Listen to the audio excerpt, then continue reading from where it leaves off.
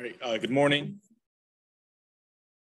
Today I'm going to talk about elderly femoral neck fracture care and kind of what the latest advancements or studies have been published in the last 5 years that can affect our practice and care of these patients. Now, when we say elderly hip fracture, it's not really a sexy topic. It's not like a scaphoid fracture, an ACL, vertical talus, but hopefully we can talk about some stuff that can affect your practice and maybe how you think about these patients. So I was going to start off with some cases. Dan Haddad, when you see this, what do you think about?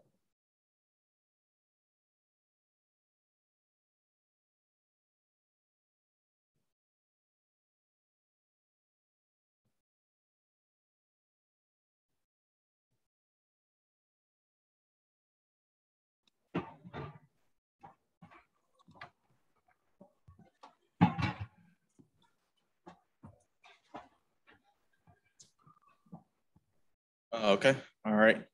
And then this next patient, Jeremy, why don't you take a look at this? What do you think? Let me see this.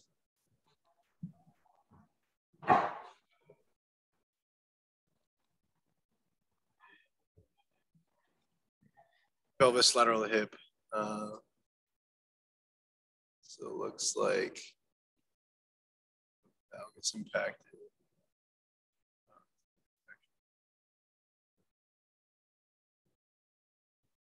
Next, going up the line, John Stelmach, what do you think about this one? Let's speak up. We have an AP pelvis and an AP of the right hip showing a complete displaced, partially displaced femoral neck fracture. Patient also has a Hemi on the contralateral side. And then Anna. Same thing. We have an AP and an A of the pelvis and an AP of the right hip showing a complete femoral neck fracture that's about 50% displaced. It looks like on the right hip. And then Rob, you and Mike. So AP and kind of almost an oblique, but attempt at a lateral. Looks like varus, looks like almost completely displaced femoral neck fracture. Yeah. And so Jeremy, when you see someone with a femoral neck fracture, what are some things you want to think about? So you think about classification.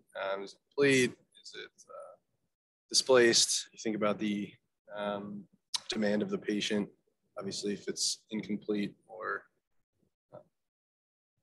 complete but non-displaced, you can think about fixing it with either like cannulated screws, and then if it's displaced, you got to think about replacing it. And then you think about how old they are, if they're under 50, if they're this topic of this talk is elderly. So that's kind of what you're thinking about. Yep. So we'll kind of touch on all those things, but just to get us started here with some thinking about some patients who've all been treated, by our providers we work for here. So we think about hip fractures. They're a complex problem. It's never just the image and the fracture. These patients have a higher rate of mortality. They lose their independence and they're unable to get back to their prior living circumstances. They need extra help and supervision. Their quality of life is less. They have less mobility, and they're at higher risk for secondary osteoporotic fractures. And the Academy, has listed a lot of different ways to, a lot of different recommendations and guidelines to take care of these patients. And as you can see here, you can spend the whole topic just on one of these issues. But just for today, I'm just going to try to touch on these 4 issues. Timing, anesthesia, displaced versus non-displaced fractures, and then interdisciplinary care. Look at the latest kind of updates and research, and then things that will affect the care of these patients. So just starting off and talking about these elderly femoral neck fractures.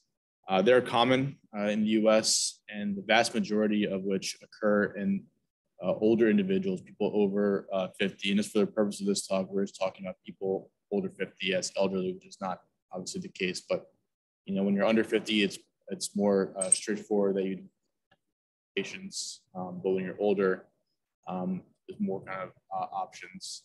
Globally, it ranks a significant cause of disability.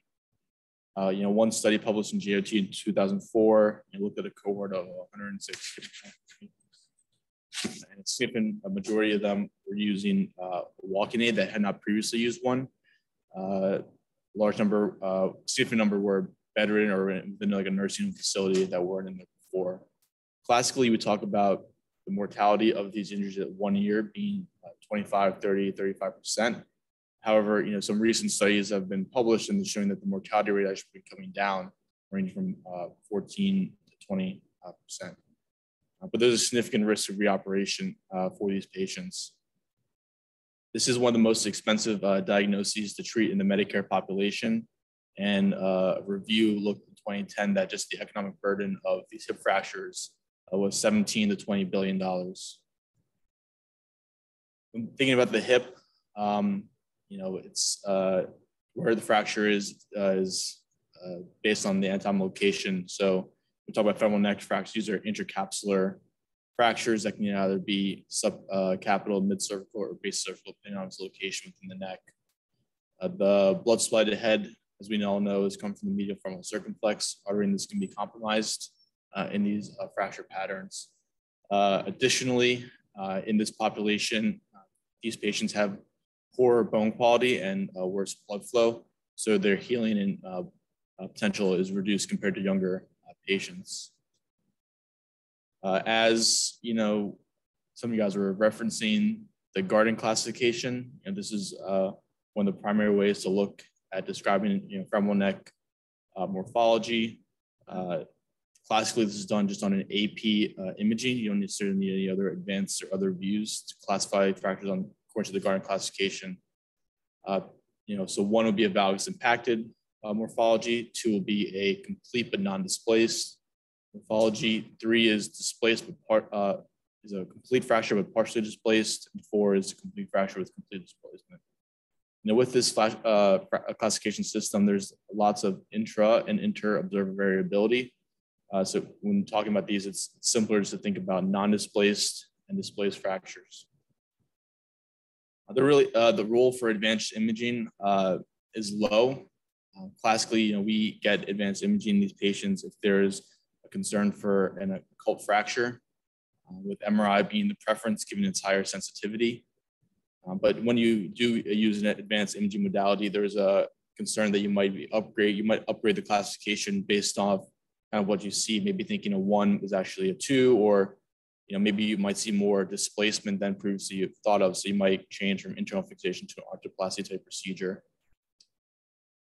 Additionally, as some of you guys were talking about, when you look at just a fracture, you think of the patient and also the fracture itself, and kind of harmonize both these factors to kind of come up with your plan. So things you worry about the patient is their age, ambulatory status, where they were living, what their cognition is, and what their comorbidities are. And then for their fracture, look at their location, displacement, and their bone quality. The goals are to have early mobilization. You want to decrease the complications or morbidity of the procedure you're going to pursue, and you want to improve patient outcomes. Now, these fractures can be treated non-operatively. However, it's reserved for patients who are seriously ill and have excessive surgical risk. In non-displaced fractures have a healing rate of 86%. And there's a study looking at just the mortality rate between non-displaced and displaced fractures. And a non-displaced fracture treated non-operatively can have the same mortality as someone treated operatively, but displaced fractures can have a significantly higher mortality at 1 year. By and large, the main stay of treatment for these patients will be surgical. Progressing to that treatment, so we can think of using cannulated screws. These are 3 percutaneous parallel screws inserted in an inverted triangle position. You want your inferior screw to be started above your lesser trochanter to prevent a potential stress riser and a subsequent subtroch fracture. Additionally, you want to have your inferior screw abutting the medial calcar and your posterior screw abutting the posterior cortex. And this has been shown to be most biomechanical important parts of your configuration. Advantages of cannellated screws are you reduce cost, reduce surgical time, blood loss, and you achieve rotational stability. However, you do not have fixed angle stability. Next option for these fractures is a sliding hip screw. We have a single partially threaded large lag screw affixed into the head, but also affixed proximally to the femur with a side plate.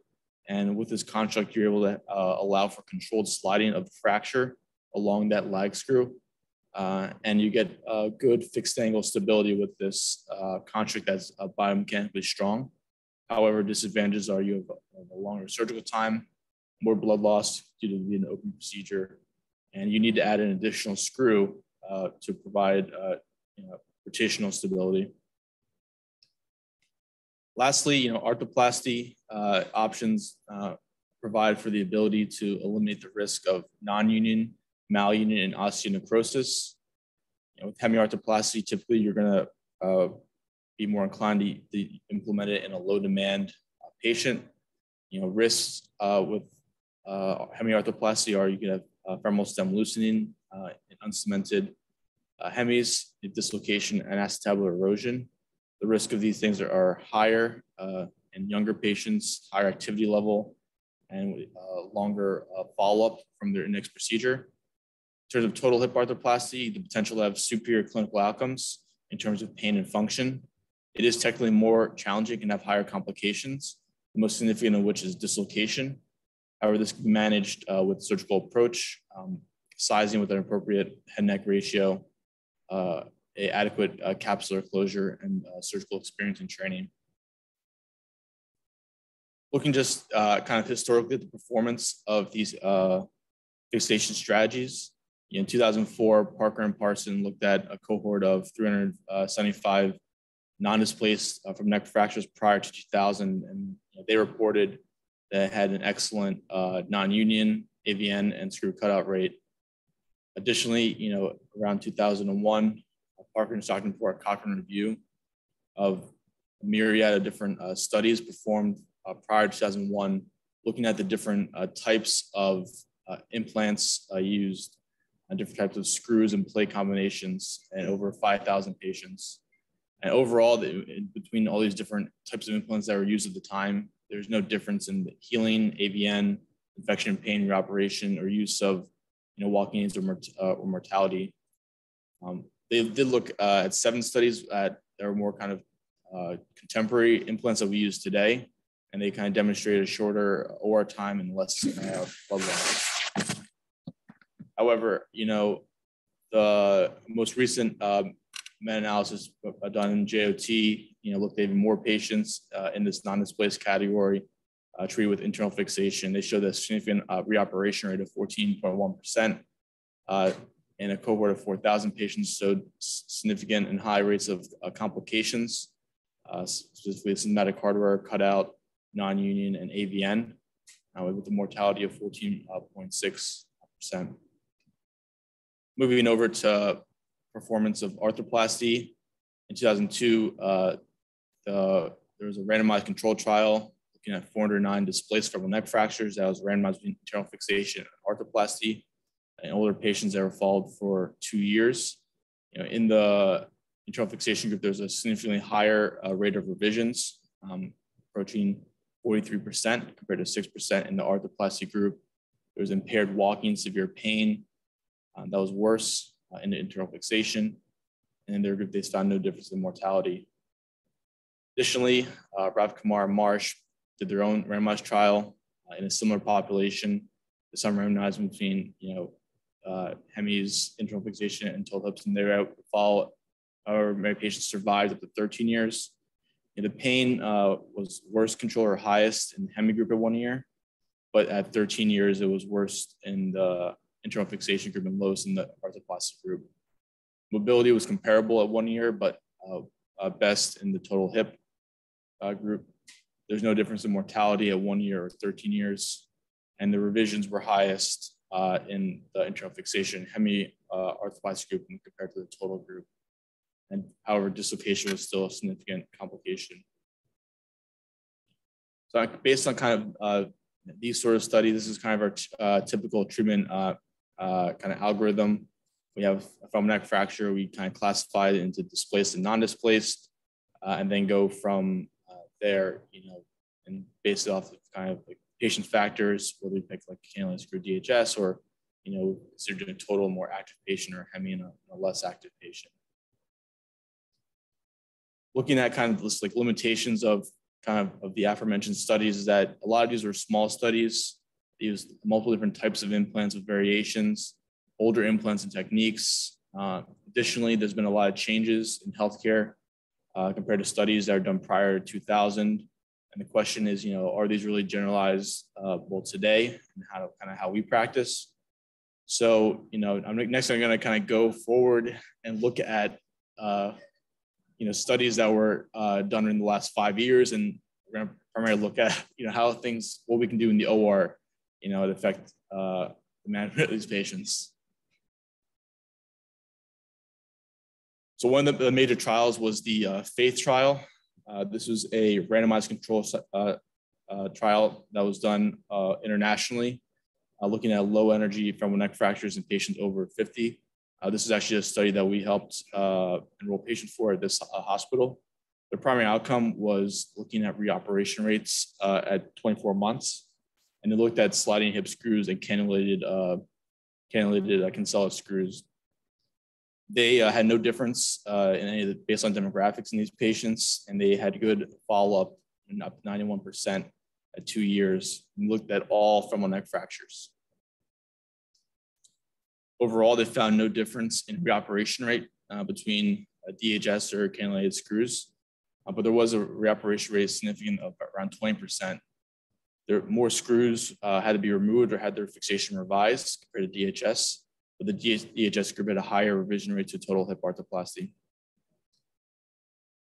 However, they didn't find any difference in mortality, non-union, implant failure, infection, shortening greater than 5 millimeters, fracture healing. And there's more AVN in the sliding hip screw construct, and in terms of their patient-reported outcomes, there's no difference. They did a subgroup analysis showing that the smokers, basic cervical neck fractures, displaced femoral neck fractures were best treated with the DHS over cannulated screw construct.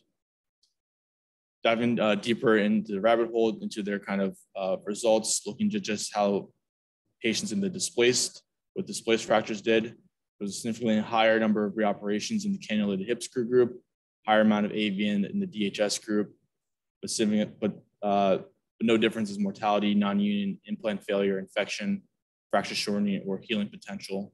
However, as you can tell and compare, these kind of results were much less than the entire cohort, and as you'll see shortly, inferior to the non-displaced cohort.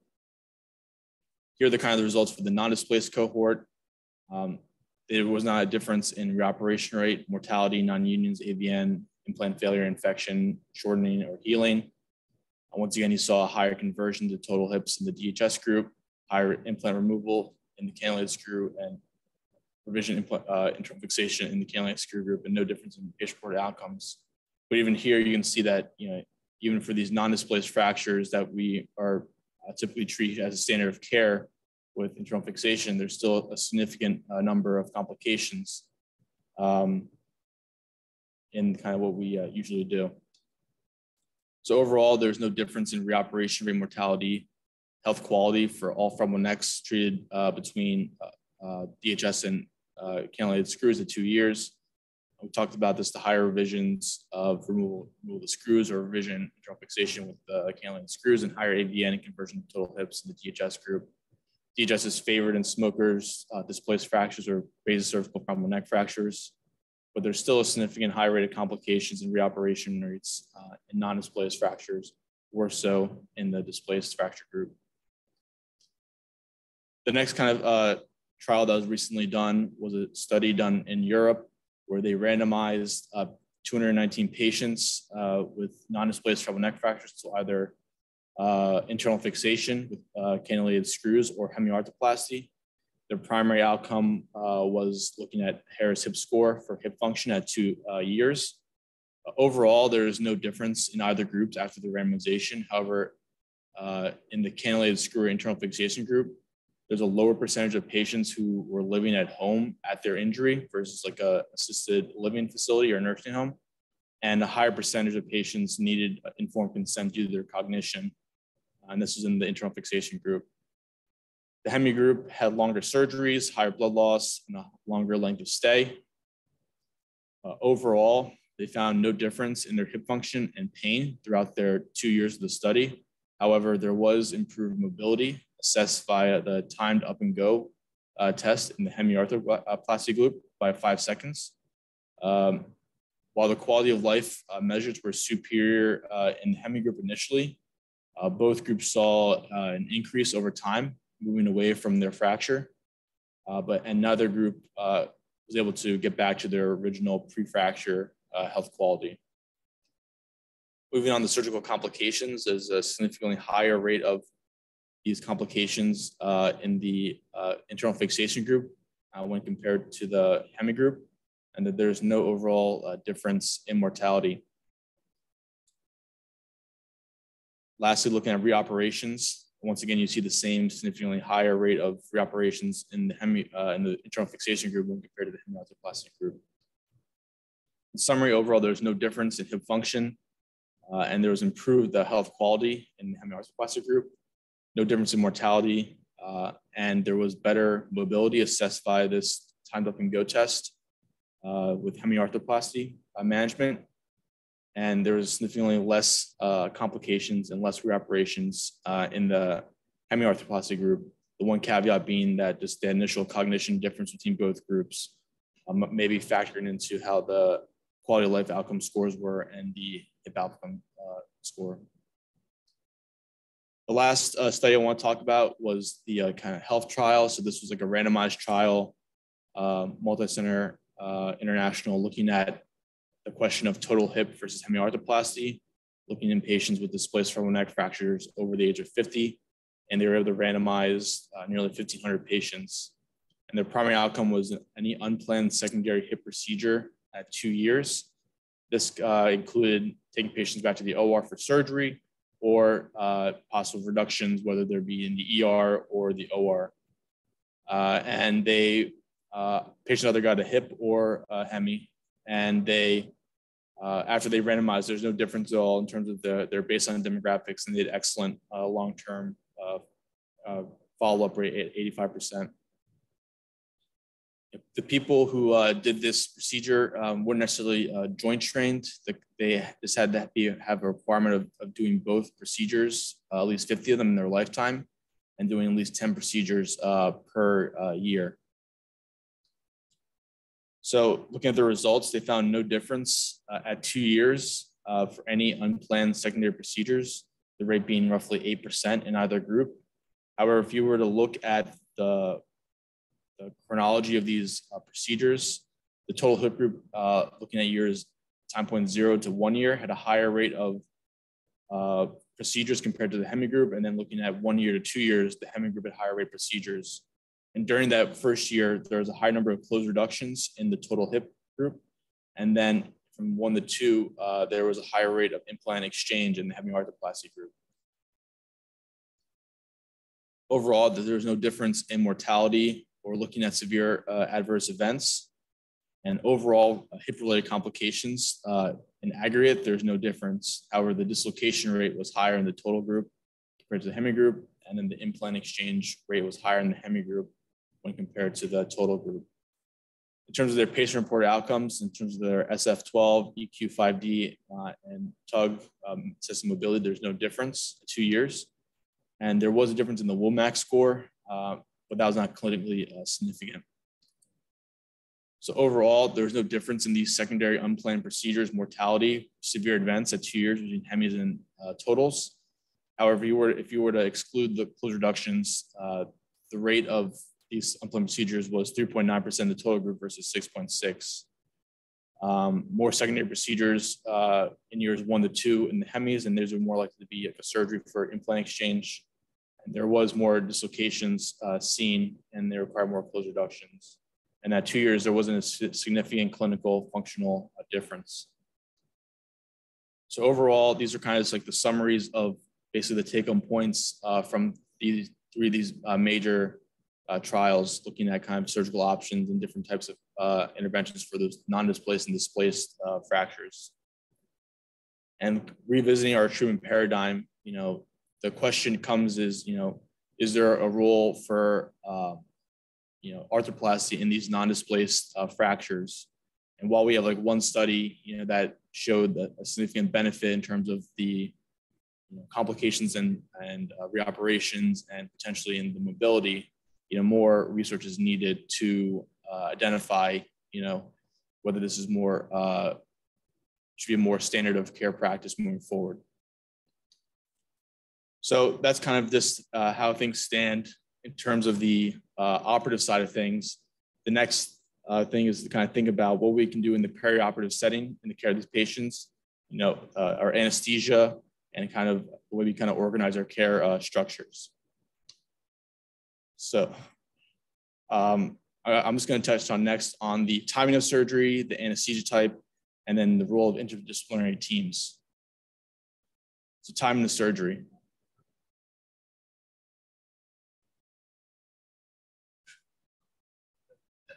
So the Academy recommends that these hip fractures go within 48 hours of their injury. And the basic science principle kind of behind that is when you have pain, bleeding, and immobility, it calls for inflammation, hypercoagulability, and catabolism, which is kind of the basic science kind of response of why these patients have such high morbidity and mortality. And below is just, some data just pulled from a database study from Denmark, looking at the effect of delay to the OR and it's the odds ratio, the odds of mortality. And while there is, confounders of sicker patients being delayed, there is like a dose dependent, significant risk of mortality when you delay to the OR. So one recent study that was just completed was the Hip Attack study. So this was a randomized control trial enrolling nearly 3,000 patients with hip fractures across 17 countries, looking at the concept of whether accelerated surgery makes a difference in complications for these patients. And the idea is that, we should treat hip fractures with the same importance as, heart attacks and strokes, and kind of mobilize resources to get them cleared and evaluated perioperatively and get them fastest to treatment for their problem. And they looked at mortality and complication rates at 90 days. And they were able to randomize these patients successfully, and there's no difference in terms of their baseline demographics. And they looked at both intertrachs and femoral neck fractures. And the hospitals, they worked to get physicians staffed so that they can have dedicated teams for expedited medical clearance. And when the cases were cleared, they're either moved into the next available slot into the OR, or they bumped elective cases so that they can get them taken care of, at this 6-hour time point. And in their study, they looked at accelerated care, which is 6 hours, compared to standard of care, which was 24 hours. So we have something to wait for the next day. Overall, in 90 days, they showed no difference in their mortality rate. They also showed no difference in complications as well. In terms of their secondary analyses, however, they did find a benefit in reducing delirium in the accelerated group. Patients had faster mobilization. There was decreased urinary tract infections, shorter length of stay. And part of their study, they wanted to assess delirium, and they also assessed troponins as well. And they found that if you came in with an elevated troponin to the hospital, by being in the accelerated clearance group, they found that your mortality significantly decreased from 10% to 10% from 24% compared to the standard of care group. So there could be secondary benefits outside of just all-cause mortality and complications to accelerated clearance. Moving on to anesthesia. And the two options for anesthesia for these patients are going to be general and spinal anesthesia. Spinal anesthesia, you the benefit of avoiding endotracheal intubation and exposure to general anesthetics in elderly. There's a concern that when you give elderly patients general anesthetics, that they might affect their nuance of delirium and their cognition moving forward. And a recent Cochrane review of 3,000 patients evaluating this topic didn't find any sort of conclusive results about these complications or mortality. However, if you look at a period of time from 2007 to 2017, there's a 50% increase in the use of spinal anesthesia in these hip fractures on that perceived benefit without any sort of solid, good evidence on the result. So this is another study that was recently done and that we were a part of. And it was a randomized controlled trial of 1,600 patients all across the US who had elderly hip fractures. And their primary outcome was looking at death and the ability to walk at 10 feet. They were randomized between general anesthesia and spinal anesthesia and had no difference in terms of their baseline characteristics. And they assessed all these patients with a standardized assessment tool for delirium. Overall, they found that there was no difference in death, ability to walk, and nuance of delirium. Additionally, kind of looking at their kind of secondary outcomes, there's no difference in aggregate of all their adverse events. However, in terms of the general anesthesia group, there was a higher rate of in-hospital mortality, an increased rate of pneumonia, AKI, and ICU admission when compared to the spinal anesthesia group. And then lastly, I just want to talk about co-management and care pathways for hip fractures and kind of how we can arrange interdisciplinary teams to take care of these patients. So co-management is an idea that avoids the primary team, consult team organization strategy and transitions to a more simultaneous care of these patients between multiple different providers. And it's formed with having a surgical team and a medical team jointly take care of the patient. It also, involves development of dedicated perioperative care pathways to have predefined plans to standardize care to minimize variability and improve quality and efficiency. Benefits of using co-management care pathways include improved patient outcomes, streamlined care, reduced costs, and complications. And when you talk about co-management, you want to have a surgical team that addresses surgical issues, the wound therapy concerns, the restrictions, the activity level, and the medical team there to deal with medical things like delirium, metabolic problems, any sort of adverse complication that occurs after a surgical procedure. And you want to have a standardized workflow where you use the same order sets, everyone has known responsibilities and roles.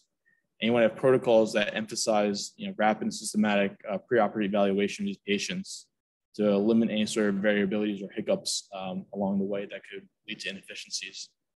Lastly, you want to have periodic review and modification with multidisciplinary input to assess kind of how things are going. And from that JBJS article, they provided kind of a sample pathway of how co-management could result. So if you look on the left here, we have like this flow diagram where a hip fracture is identified in the ER. And one pathway is to have the orthopedic resident contact the anesthesia team directly and talk about the patient, evaluate them, see what a workup needs to be done. If nothing needs to be done, the patient can be admitted to the orthopedic service, no further testing or any sort of extra work needs to be done, they can be prepared for surgery in an expedient fashion. If there are any sort of issues raised by the anesthesia team, then they can go to a medical service for risk stratification and further workup as needed. Another option is having the possible orthopedic responder person to assess patients in a standardized fashion using like a sample triage form on the right and seeing if any red flags or anything hits on their triage. If so, then they can go to a medical service for risk management and workup. If not, then they can be admitted to ortho with a medicine co-management strategy. This is all just to kind of minimize unnecessary tests, delays in care, any sort of variability that doesn't help patients. So seeing this strategy in action, this is like a recent publication in JBJS looking at an institution that implemented a geriatric hip fracture program. This is published at Brown University, where they implemented a hip fracture program where all patients with hip fracture were admitted to orthopedic service that was co-managed with orthopedic geriatricians. And they tracked mortality, adverse events, readmissions, length of stay. And overall, they found that there was a significant decrease in their adverse events over time, with about a rate of decreasing by 12% per year. However, they didn't see any difference in their readmissions or deaths, but they did see a significant difference in their length of stay. And over the 2-year period they looked at, our average length of stay decreased by 2 days.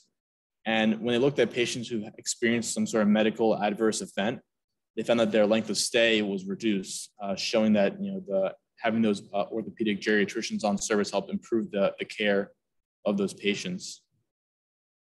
So lastly, I just want to touch on just some future directions or newer things like in the treatment of these patients that can help improve their care.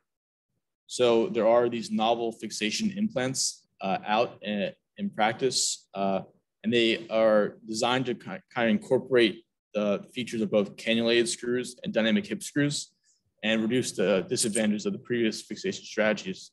So on the bottom left is the Targon femoral neck system. This is a system that in Europe. The middle one is the Smith & Nephew Conquest, and then the right one is the Synthes femoral neck system. And they're designed to have fixed angle and rotational stability, while also kind of reducing the need for failure in the screw group, which is the removal of hardware or revision fixation, or the risk of AVN, as seen in the DHS group. These are pretty new, and there's limited research to date on how well they function, if there actually is a change or improvement on what the status quo is. In terms of the arthroplasty, dual mobility has been around for many years, but it's being used more frequently in the United States in the setting of hip fractures and total hips. And it functions by using two different articulations, inner and outer articulation. And it works by increasing the range of motion to impingement of the neck on the acetabular shell. This functionally increases the head-neck ratio and increases the jump distance dislocation, thereby making it more difficult for dislocation to occur in a total hip. This is a recent publication looking at meta-analysis of dual mobility in the treatment of displaced femoral necks, demonstrating a reduced rate of dislocation. Additionally, subgroup analysis looking at 4 studies showed when dual mobility was compared to the standard total hip, there's a lower rate of dislocation and no differences in reoperation and 1-year mortality. Another subgroup analysis looking at 9 studies of dual mobility versus Hemi Arthroplasty showed a lower rate of dislocation, lower rate of reoperation, and a lower 1-year mortality.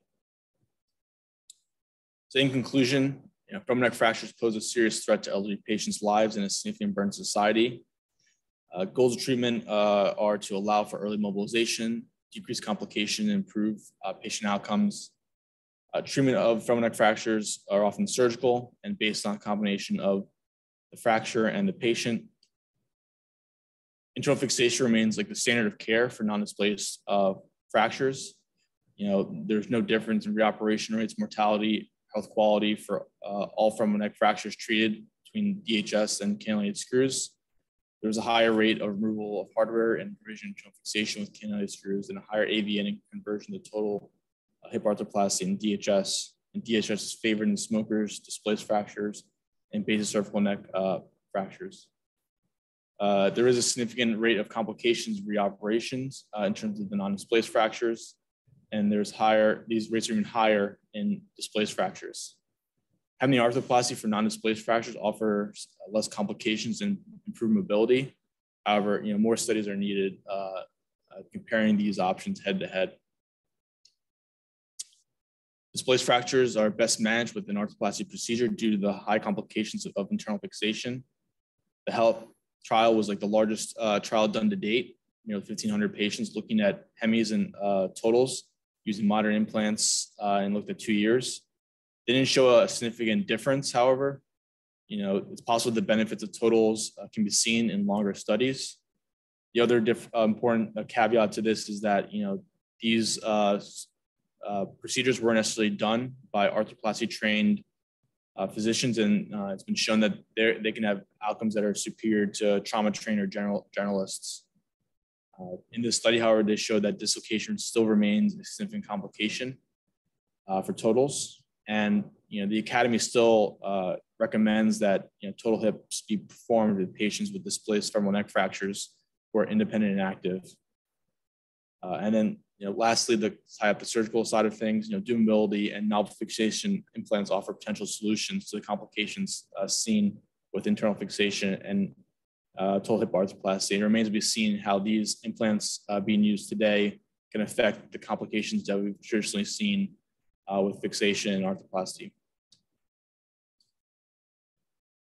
So it's still recommended to treat these hip fractures within 48 hours. However, accelerating management, didn't necessarily improve mortality or overall complications. However, there is some secondary outcome benefits with the accelerated optimization for surgery, and further cost benefit analysis needs to be performed to see how effective it is having these patients be treated in an expeditious fashion. No overall difference was seen in mortality and walking distance and delirium with spinal or general anesthesia. However, there are some in-hospital mortality, ICU use, lung, kidney problems that can be higher in general anesthesia, which can be relevant to certain patient populations. And lastly, creation of a dedicated perioperative care pathway and co-management teams offer potential improvements in clinical outcomes, streamline care, and reduce costs and complications. So just going back to those cases I talked about at the beginning, Danadad, what would you want to? You want to get more information about this patient, or do you feel like you can give? What would you tell Dr. Monica if he's on call at St. Peter's?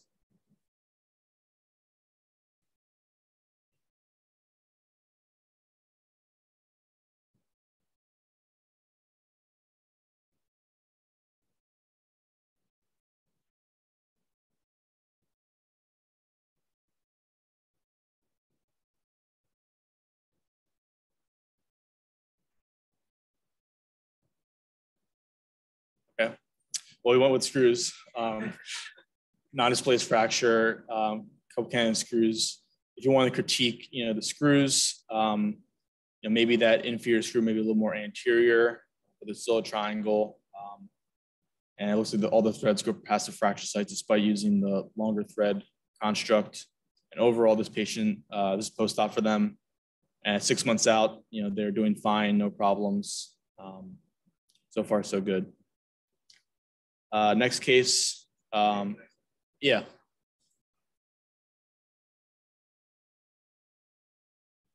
So, I think it was a mid-cervical fracture. I think they wanted to get more threads across past the fracture site, but as you can tell, it comes right up against it. I don't think it was just a surgical preference, surgeon's preference at the time. They thought you can use the longer screws.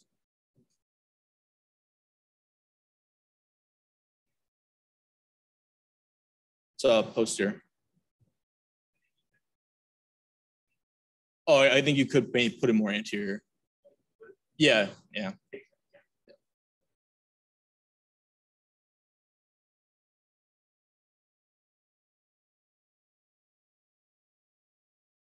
Next patient, Jeremy Silver.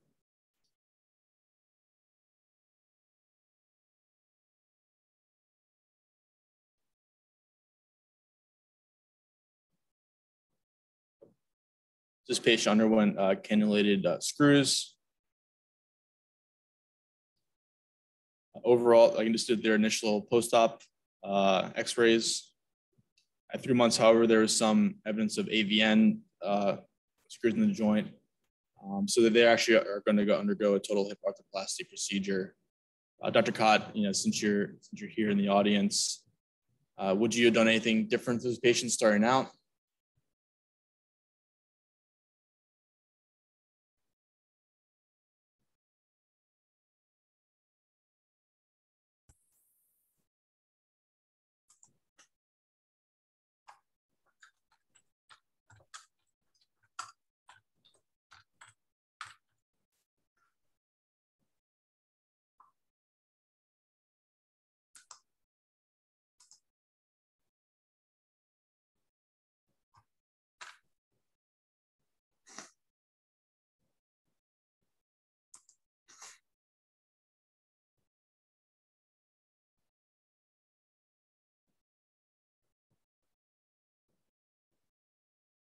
So the retroversion is an important concept because, there's been a newer paper from that FAITH trial showing that if you have kind of posterior displacement of that neck, just by even 15, 20 degrees, that's a risk factor for having fixation being converted from screws or internal fixation to an arthroplasty procedure.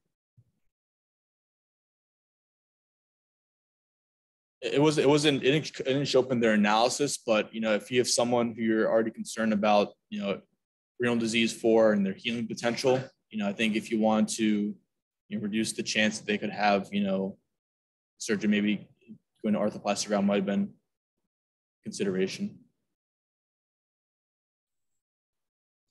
All right, so this patient, Todd Alter. Did the head collapse on that case? Yeah, inferiorly, there's a little bit of collapse there. Is it healed? Sorry? Is it healed? I don't believe so. It looks healed. I don't know. If it's healed, can you just take the screws out? Oh yeah, I guess if it's healed, but I guess you're not really sure, like the pain where it's coming from. Why don't you get a CAT scan? Wouldn't it be easier to take the 3 screws out? Yeah, I guess if it is healed, you take screws, then that's easier solution, especially in a person who is lower demand. Yeah.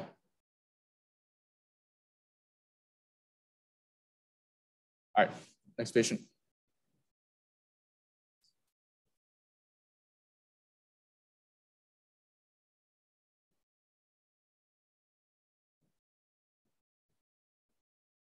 Yep. Which one would you do? Yeah.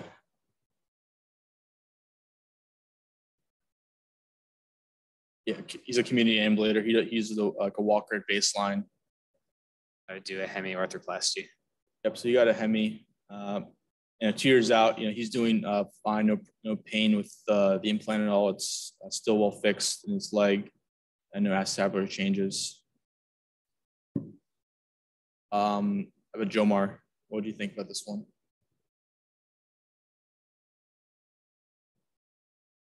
It's a 1-year-old female with AP lateral, AP of the pelvis and AP of the right hip. It's displaced. I think that this female should have a Hemi Arthroplasty. Active, independent. Perhaps you can consider a total hip arthroplasty in this patient as well. She ended up getting a total. She's pretty active, independent, more than just someone who walks around her house. So she got a total at 3 years. She's doing very well, great function, no pain at all, very satisfied. And then lastly, John Stomach.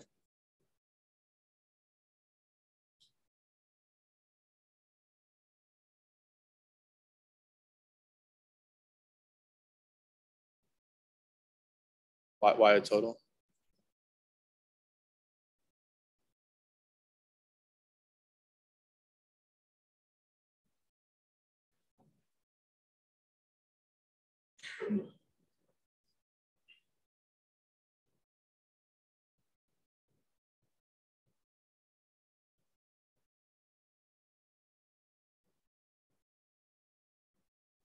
So he got this total. Do you want to say anything about it?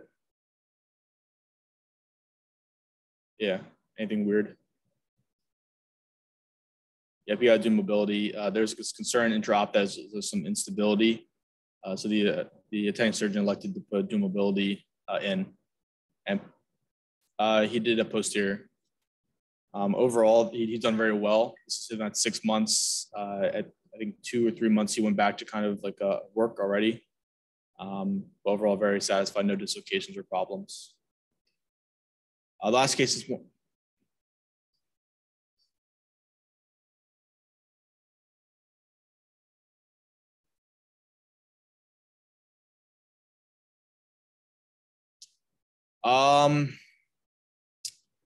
Yeah, I don't know. I don't think so. Yeah, I guess for sure, but I'll probably defer to like a trauma trained person who get like a perfect reduction.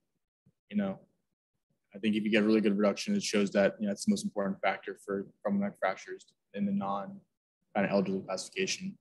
But I think like that factored into the the calculus of why arthroplasty was because the smoking, active smoker, and you're concerned about the healing of the fracture. Yeah.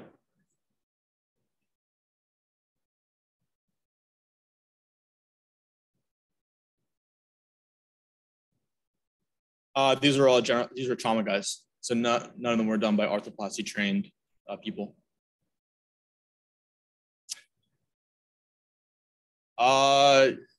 Usually, I think if someone kind of requests like a arthroplasty person, they're like available to do it, then they can possibly do it. But usually we talk to the on-call trauma person who's in the trauma room, and they take care of it. This is more of kind of an interesting patient. So this is a 93-year-old guy, low demand, significant comorbidities, who has a right non-displaced subcapital femoral neck fracture. Obviously you can see he had some surgery in the left side. So for him, his history was that he had an interchoke fracture 9 months earlier. He had a hip nail that was performed. However, he experienced a cutout and underwent this total hip for that side. Maybe Anjay, if this was your patient, what would you? Yeah.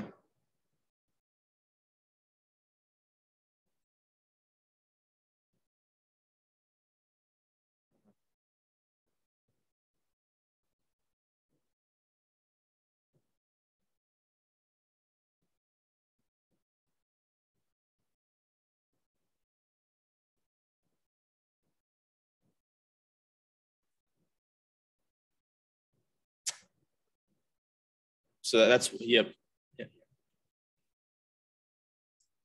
Yeah. We can't hear the people that are answering your questions. So I have no idea. I have no idea why you put that cemented hemi in. Well, I'm not going to comment on that. This is Andy Bowe, and I'm the total hip maven here. So I just commenting on all the arthritis around that hip and whether the patient had pain before his fracture. Nothing was like documented about any sort of antecedent pain for him. But obviously looks like he had some sort of either injury or something going on there. I guess regarding of why, so this is a patient who, if a non-displaced fracture, you could have, fixed it, but discussion was had, he had this kind of complication on the contralateral side, and there's concerns about his bone quality, and the family had wanted to reduce the chance of having any sort of reoperation. So, they had, opted for an arthroplastic procedure as a result, and they cemented it because of this poor bone quality that he had. And yeah, can you just go back to the cutout of the initial implant? And that's a unique X-ray. Why do you think that problem occurred?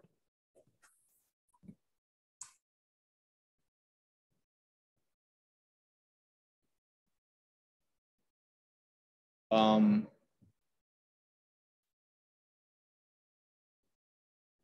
I think our tip to apex distance is pretty good. It's not associated with cutout. I think, yeah.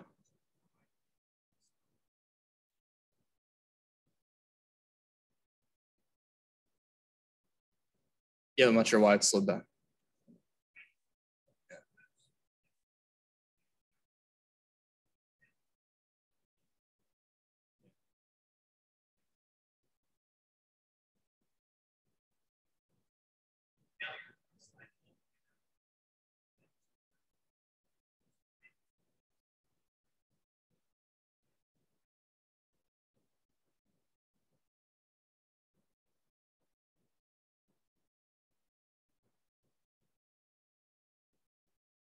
All right, so that's all I have. Thank you for your attention. I got try to answer any questions you have.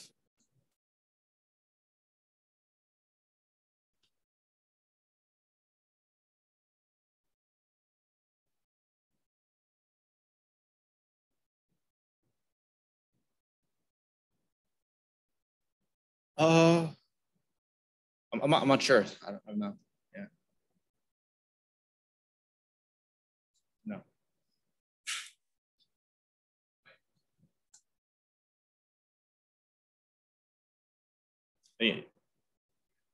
they don't, yeah.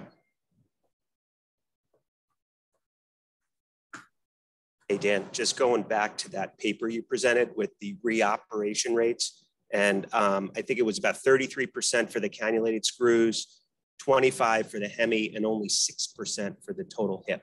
Can you explain why those numbers could be possible? Like for that original like study from like the 90s. I think it was the Ravi Kumar paper. Yeah. So I think those are out to 13 years they followed those patients. So, you know, I think over that amount of time, you'd expect that the Hemis and the internal fixation groups to have problems compared to the totals. But then you showed a separate paper that said the totals and the Hemis were about the same. Yeah, that was what I started looking at just 2 years, and there's more modern like, implants. You know, my 2 cents on this, just from a community hospital, is kind of what Dr. Bowe alluded to before. Who's doing the procedure? So a guy that does arthroplasty and does total hips all the time is going to have, I would imagine, a lower complication rate. And, you know, some of my partners, you know, that don't do arthroplasty have had complications with Hemis, and they certainly wouldn't try a total hip. So that may be one of the reasons that you have the difference, and it's getting the, you know, the patient to the right person, although it's logistically difficult. We just had one 2 weeks ago, 71-year-old active woman. We waited an extra day, and then the guy who does arthroplasty took care of the patient.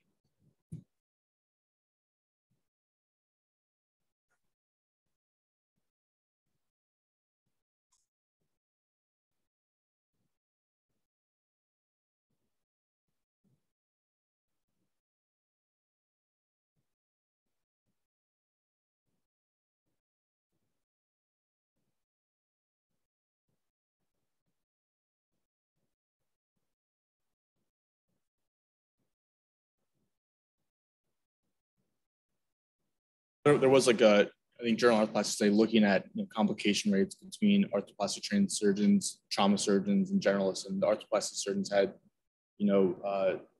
better complications, like less complications and better cost savings from those reduced complications.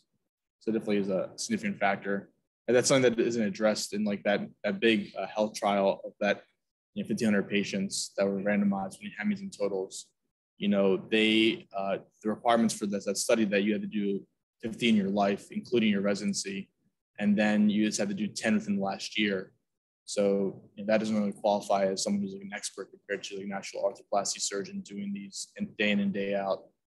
And even in that study, they, the majority of patients underwent an anterior lateral approach, about like 50%, 50 to 60%.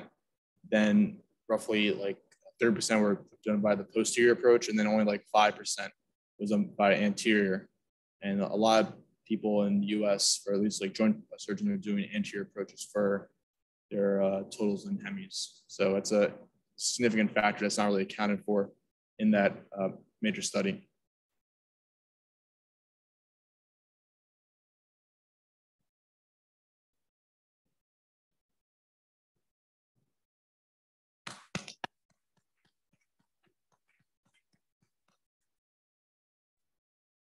Great job.